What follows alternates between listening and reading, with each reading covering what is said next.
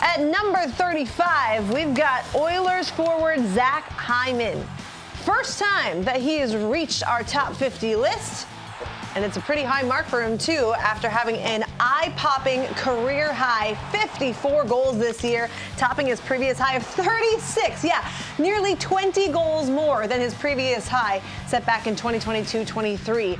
They were also good for third most in the NHL this year. As you see the list here, only Austin Matthews and Sam Reinhart with more. So I guess there's no surprise that Zach Hyman makes his entrance on our top 50 for the first time ever in a big way, number 35. You love that those two players, Reinhart and Hyman, are pictured side by side there. Where did those years come from? Yes. Like out of nowhere, both well into the 50s.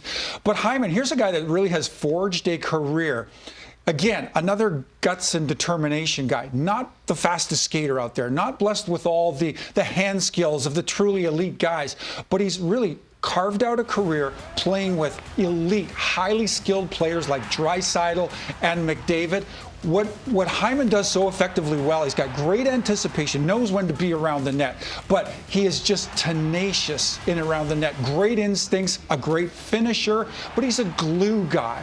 He pries pucks loose. He wins battles for loose pucks. He filters things towards the net and results in offense. He's really kind of the guy that does the unsung and the heavy lifting for the truly elite guys like a McDavid. But what a treasure to have a guy so gifted in that way to do kind of some of the more the more obscure under the radar things that just get overlooked from night to night. Yeah, and suddenly he's not under the radar because he had the 54 goals. And his next point, by the way, will be a big one. It'll be career point number 400 for him. But you're right, on a team that's loaded up with superstars, he still shines bright in his own right, specifically when it came time for playoffs, right? Yeah. I mean, he was such a huge part of this Oilers run all the way to the Stanley Cup final, Game 7 of the Stanley Cup final. How do you explain what we saw from him this postseason? Well, he was such an important add.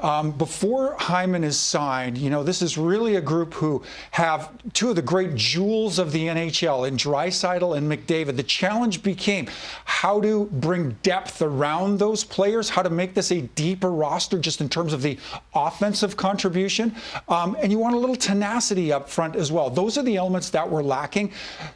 And as we've seen last year, Hyman brought those elements in spades. So him and guys like that, Evander Kane, another welcome add and another great illustration of that very thing.